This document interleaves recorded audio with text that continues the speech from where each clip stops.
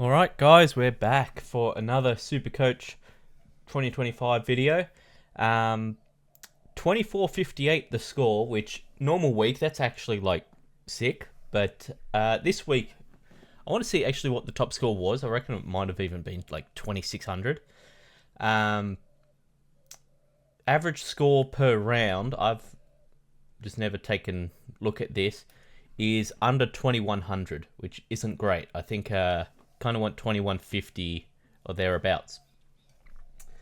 14k rank's absolutely dead. It's kind of just hoping for a late season rise, so like a post by the 6-7 rounds there, like getting some jump. But at the moment, it's kind of cooked.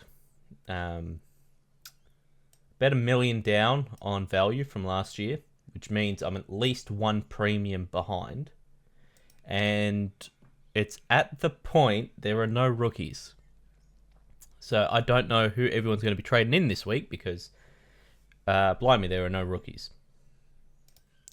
So, yeah, like typically people try to set up this time of the year one up, one down, or with boost now you can do like one up, two down to set up a one up, one down. Yeah, I mean, I don't know how you do that because there's like one rookie on the bubble. The rest of them have only played one and could just get dropped like that. So go into the team. I thought most players actually did all right.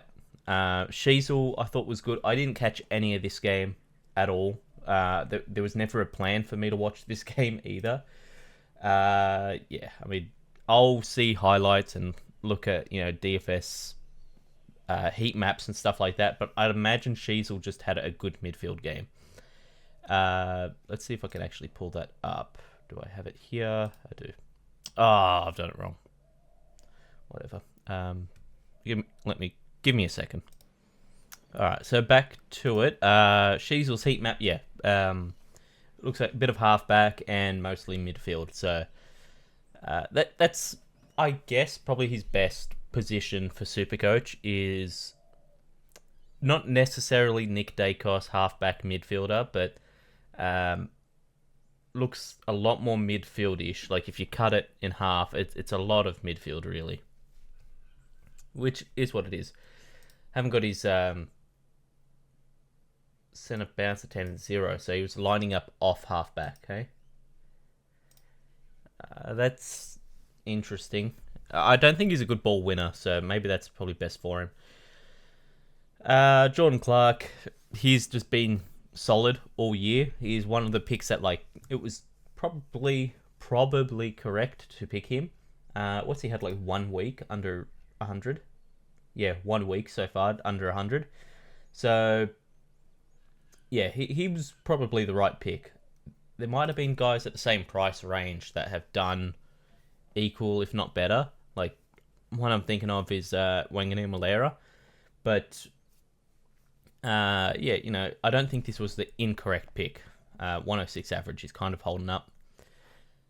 Roberts, Sydney, man, I don't know what, I caught a bit of that game, like on the way to Geelong Carlton. Sydney went from up 29 to down 29. That is shocking. I don't know how they changed their team up anymore. They've gone Warner forward, Warner midfield, Heaney forward, McCartan forward, back. They've tried everything, right? I think it's been so long, like they've hit their apex and now they think they can still compete, but they're actually on their way down. It's probably going a bit faster than it should. Like, I don't think Sydney's actually a bottom 5, bottom 6 team. I think they are still a finals team, but man, these results make you think otherwise. But yeah, Roberts is good in the Sydney like collapses because the ball's just living in Sydney's defensive 50, which gives Roberts all the ball. Dale has been shocking. I think I said this last week, but every single year I get baited by Bailey Dale. So much so, I'm very close to just rage trading him out. I can't stand this, man. Like, every single year I've done this. Every year this has happened. I trade him in. Maybe I get one good score out of it, and then it's just rubbish, right? Is what it is. How much did I trade him in for? It was like 5. I want to say like 515, 520. What's going on? Just give me the. Perfect. It probably would have been around 540. Oh, even better. That means there were so many other people I could go to. Even better. Bice looks good. Reed. So Bice and Reed, it's going to be interesting when to trade them out. Reed is going to have these fluctuation games. He's a keyback interceptor that doesn't have like ball duties. Like he's not the one that gets the play moving. He kind of gives it off to a Ridley or to a Martin or something like that to go do it. But you know, he's still going to get points because of intercept marking and spoiling and stuff like that. So, against North, I probably field him. I don't expect a good score. Against bad teams, he's not really scoring. So, we'll see how that goes. But his roles also changed a bit as well from what it was early in the season. And then Bice, I think you just field him until eventually he catches up with his break even. He's going to hit 400k. I mean, what is it? 38? Yeah, he's going to hit 400k. Maybe you trade him out then, because you could get, you know, Sinclair's dropping, Max Holmes dropping, Zorko's dropped a lot. Like Zorko's at basically like 500k. There's a couple of guys you could go to swap either of them out. Reed won't hit 400k. He'll probably max out at like 320, between 320 and 350. Trainer, I went O'Sullivan out over Trainer, but not realizing I still have to trade out Trainer this week because there's only 2 rookies. So Trainer has to go anyway. Carroll, brought him in. Wasn't bad. We'll see if he keeps his job. That's like legit all there is. See if he keeps his role in the team. Sarong, disappointing. Thought it would be a bit better from him. Ended up being Brayshaw again that stepped up. So taking Sarong over Brayshaw, which was more so, I just prefer Sarong. Like I like watching Sarong move. That's cost me around about 300 points. Like legitimately around about 300 points. See if I can pull this up. Mids, Frio, total points. Well, what's that? 100. Basically 200 points. Let's call it 200 points, right? Especially when you count in captaincy scores and stuff like that, it goes up even more. Is what it is, right? Oh, you shouldn't have started him because he was 600k. Well, Brayshaw was like 599. So, yeah, is what it is. Neil, the 1 week I don't even think about captaincy or vice captain on Neil. The 1 week I don't even think about it because I'm like, oh, he's going to get tagged, and Neil's pretty like old and slow this year. He hasn't really like built into it. 139 looks like prime Neil again. You can't do anything this year. Everything, like, you can't predict anything. And then the Windhager tag goes to Ashcroft at like halftime. So I don't know what's going on, man. Rosie off halfback's doing great, so that's good. Until someone sends a tag to him. Won't be the Dogs. I mean, who do they play that has a tagger? Once they send a tagger to him, it's going to be bad. Geelong could, you know, Atkins plays back or something like that. GWS will, Melbourne will, Sydney will. That's about it. It's still a while till then, anyway, so he'll be fine. Still an error of a trade in. Like, I didn't intend to trade him in. Is what it is. Chera, 81. This is probably his worst game of the year. Like, I don't know if it is scoring wise, but in terms of watching him, it was his worst game of the year. Carlton just didn't need him, right? Like it was more so a like bullish game. Like you just run into the stoppage. Somehow Carlton keep getting it out. Chera also looked a little hurt at the end. He kept like holding on to his groin and stuff like that. So hopefully there's nothing there and there's not like a managed week off. Against Adelaide, you'd hope not, right? They're going to need all hands on deck for that one. But yeah, just not a good game from Chera. Everyone else kind of picked it up around him, especially like Hewitt, right? Like we're going to get to the end of the year where they do the Brownlow votes and everything like that. Everyone's going to forget about this period of George Hewitt. And then you're going to look at the tally and see Hewitt on like 10 votes or 12 votes or something like that, right? And it's going to be, what's he doing? He's stealing votes from someone. He's stealing votes from De Koning, or, in my opinion, the best player on this Carlton team by a large margin. I think he's one of the best, maybe like a top 5 player in the AFL, Jacob Wiedering. Even yesterday when the game was very midfield oriented, midfield forward line for Carlton, Wiedering was, in my view, the best on field. I know Mackay kicked the 3 goals or 4 goals, whatever it was. He was clunking everything. There's a certain, like, not the Twitter usage of the word, but like actual usage of the word. There's an aura around Wiedering where you can't kick it towards him because he gets there. And if he doesn't directly hit the ball, he's causing the man to think about him there, which is throwing off shots. You know, it's just putting an extra thing in the mind of the player. I think he is... I haven't got a list, but I'd probably put him within the top 5 players of this season. His impact on the game is more than I'm seeing from most people in the league.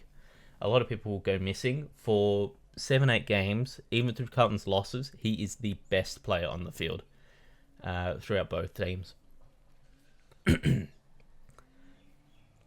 Right, so where were we? Chera, Oliver missed his break even by 2 or something like that. West Coast this week. I want to get him out as soon as possible. Could have gone to Dacos this week. The reason I didn't is because of the rookie situation. I would have emptied the bank. Like, I wouldn't have any... Like, I've got 200k here, which was the money that was going to get me to Dacos. I would have emptied this out, so it would have been 0. Trainer would have been gone. Oliver gone. Then I'd just have all these kind of mid-priced rookies where it's like, they haven't made enough for me to go up to anyone. Going down, I only make like 100k. There's not even anyone to go down to. So I just decided, you know what? Year's already gone shit enough, right? So just hold on to Oliver. You could do worse, right? Ashcroft, Hall, and then Never didn't play. So Ashcroft, I thought, was solid enough. Obviously didn't put up good enough points, but like he was solid, right? Like he did his job. Hall, didn't watch any of the St Kilda game. I don't even know who they played. Oh, Brisbane.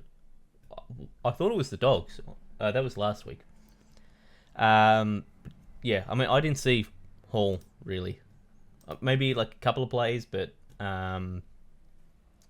what did he end up with? Like, touches-wise? It's at 15, a goal. 4 tackles is pretty good, so... is what it is. Davidson, probably one of his poorer games. What's his break-even looking like? At 300k, now it's in the realm of time to trade him out. 51, he scored 51, he's got a break-even of 50. Playing Port Adelaide, was it?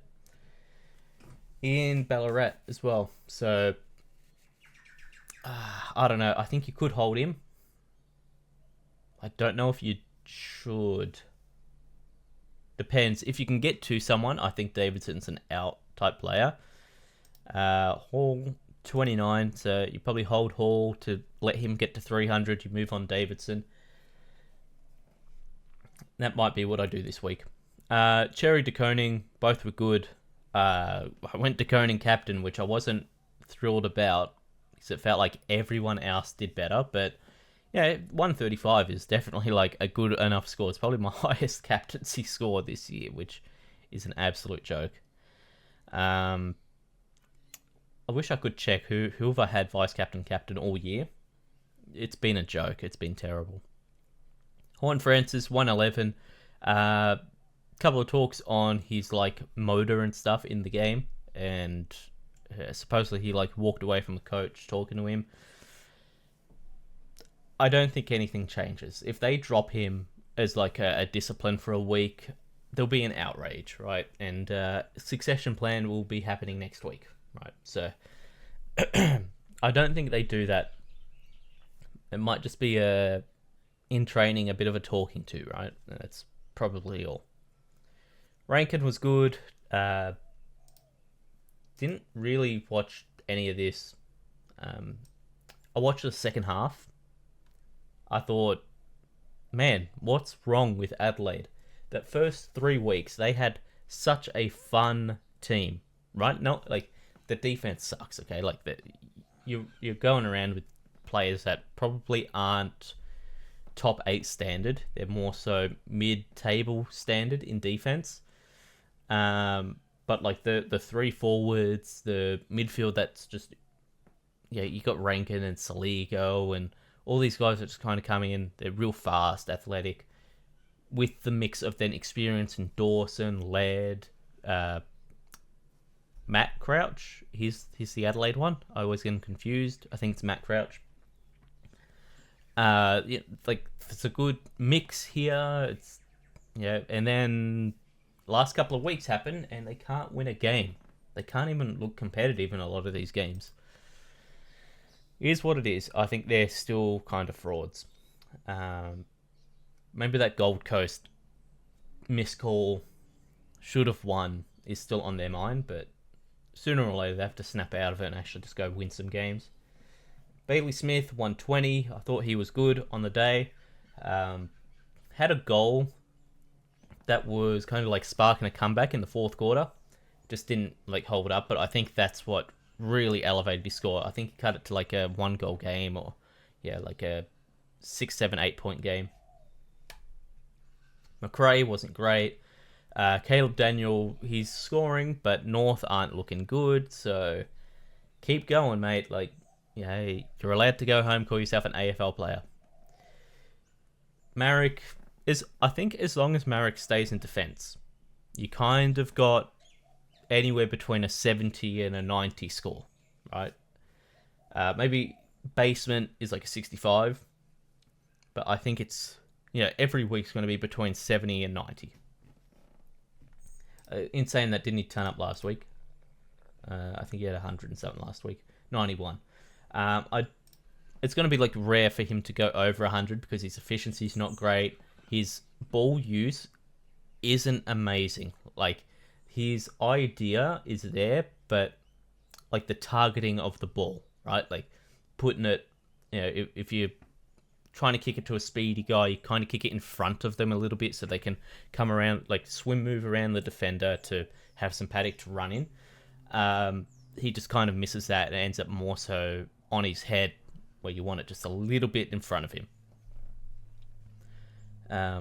Is what it is though. I think he's fine as long as he plays in defense. West Coast aren't getting any worse, right? Like they lost by 50, and that's like a good margin. It shows you where like the club is. Flynn was the trade-in for this week. He did fine. I mean, 105. What did Meek end up on? I haven't actually seen. What did Meek end up on? Meek 161. So Flynn is still not a good ruckman. There's a chance that he kind of gets moved around the field a lot more. But like I said, West Coast aren't getting any worse. They're just staying bad. Then Hewitt and Cleary, good games. Cleary especially. I think he had 2 goals. Is that right? All of his points came from when Sydney were in front. No goals, really. 5 tackles would probably do it. And 3 frees, 4. On 2 trades. The only one I can think of is Trainer to just sort of break even, right? So go McDonald. I'm surprised Sandy Brock isn't playing, but I'm guessing that's just because we've got McGovern back. Don't really need another McGovern type in there. That's just a worse version. like a much, much worse version. But maybe at some point he comes in for a team that has a lot of tools, like an Adelaide or I don't know, yeah, a tall team. Maybe he comes in. Tunstall was the sub. Aiden Johnson doesn't play anymore, and then it's Hustwaite, which maybe he's the like. I didn't really catch any of the game, so while the game was on, I was on the way back from the MCG. By the time I got home, the game had finished, so I didn't really get to watch any of it. I'm guessing Hustwaite is just Will Day's replacement. See if I can look him up, see what his stuff's looking like. Oh, what is it? Hust. There we go. Wait.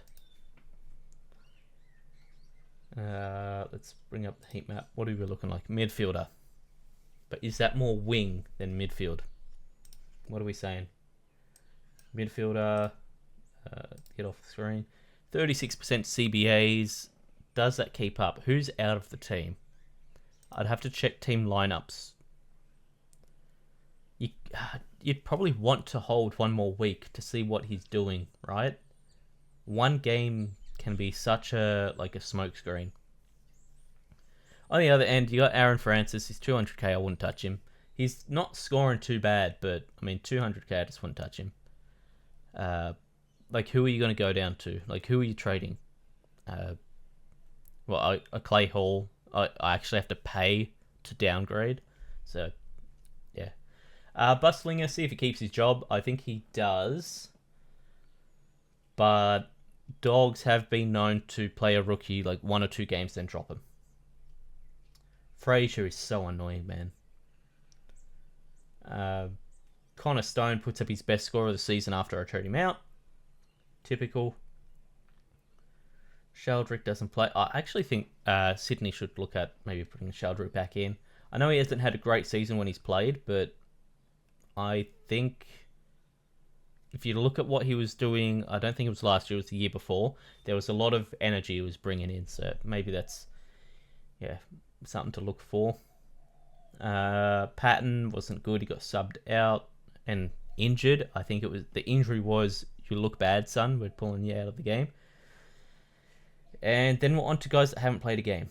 So, I don't know what you do for rookies and stuff. It's just look at team lineups and take a punt on someone. There could be a world, you bring in Chol. Richmond, Melbourne, Gold Coast probably isn't great, but I think Richmond, Melbourne's good for him. Brisbane's not bad for him. Harris Andrews will go to him, so it's probably not great. Collingwood should be good for him. Collingwood don't... especially with Darcy Moore out, I think Collingwood are kind of screwed down back for a little bit.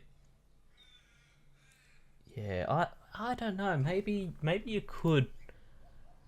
I love watching Mabior Chol. He's one of my favourite players because he does everything right and then just messes up the end of it. But it's like, oh, he's right there. He's done 99% of it here.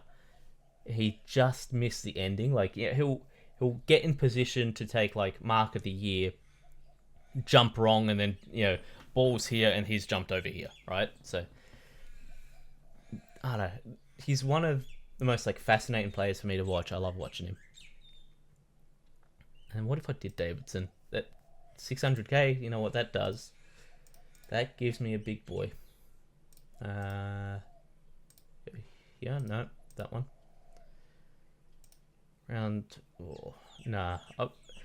Okay, so even if you have 700k, do not trade in a 700k player the way this year is going. These guys are off the table. Not happening under any circumstance. Dacos is at his highest. Who's he playing? Against Geelong, his history against Geelong's not great. What are we looking at? His lowest is 89. He's averaging 103. That's kind of low for Dacos. Libba, I don't trust his durability. McCluggage, Merritt, nah, not this year. Already fell into the trap with Neil. Not doing it again. I think McCluggage is interesting.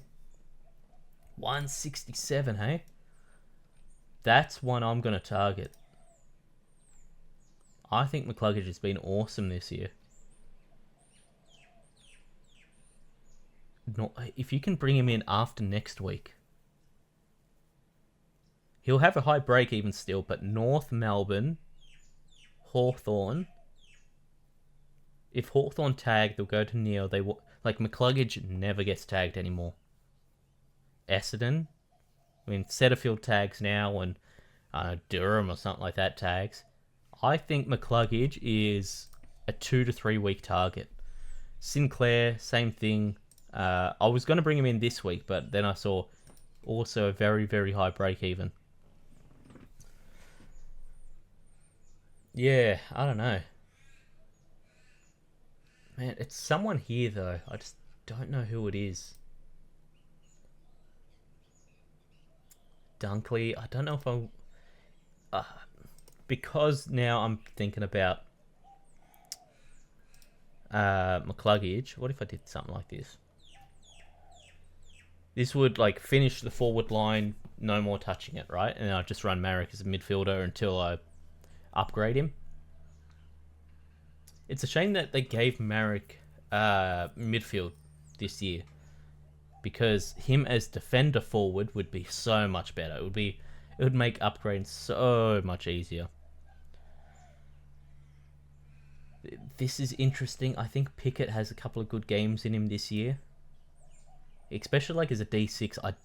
I think having a guy like Warner as well. You don't say, hey? This is going to drag on for a little bit, so I'm just going to pause it and have a look around at some players.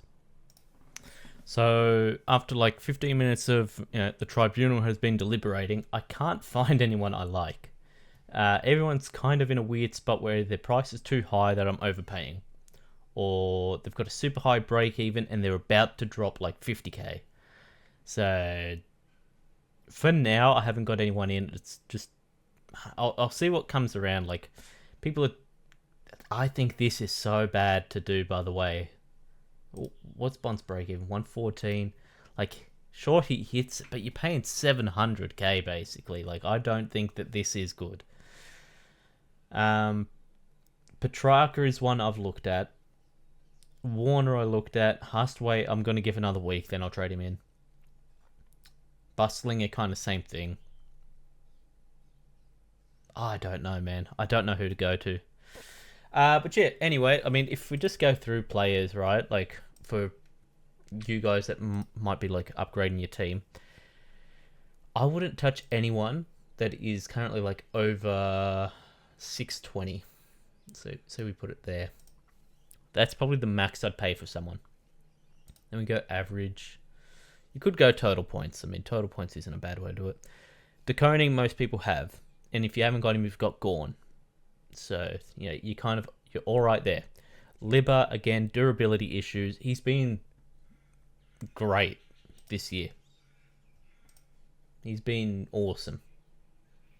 Hasn't missed the ton, but he's got to miss games at some point, right? That's how Libba goes. He's going to miss games, and then it's like, well, now I'm bringing him in, and I have to trade him out. It's used to 2 trades for 1 player.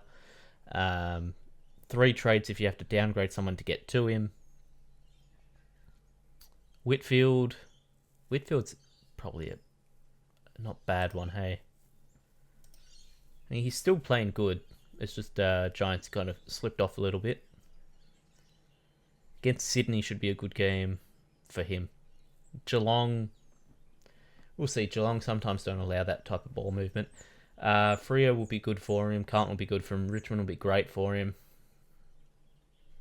Maybe it's Whitfield. Like, I can get to Whitfield.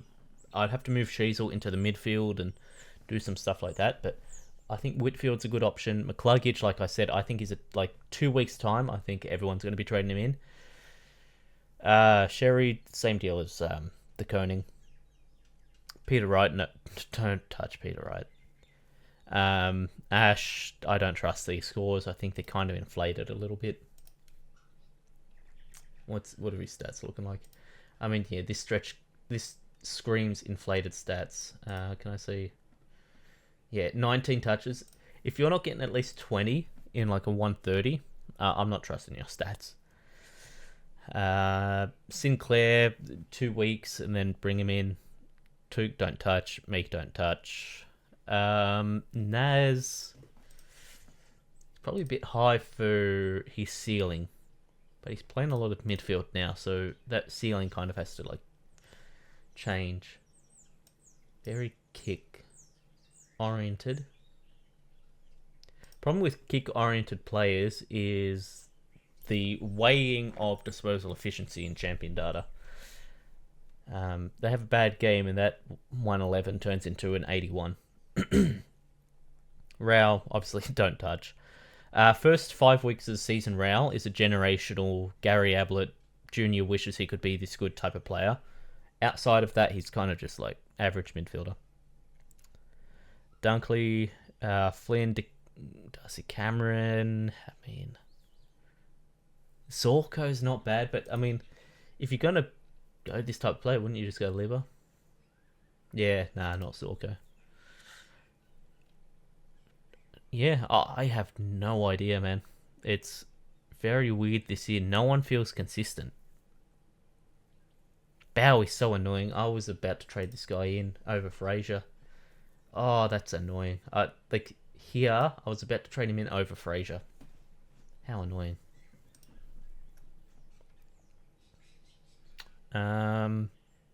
Callahan's kind of dropped off. Callie's no good this year. Georgie Wardlaw, I think he's played more half forward this year. Yeah, those scores don't really show anything. Pickett, like I said, is kind of interesting. Petrarca will be in everyone's team soon. Yeah, I have no idea who you trade in, man. Chad Warner, I had a look at his CBAs and stuff. They've gone up, but where are we? Sydney. They've gone up a lot these last 2 weeks, but this is his only real good score of the year. I hate this stupid system. It always keeps resetting as soon as you click on a different tab. This is only good score of the year. Like the Freo one, I think he had 3 goals or something, didn't he? No. He actually hasn't had 3 goals all year. That's interesting. Maybe he is an option.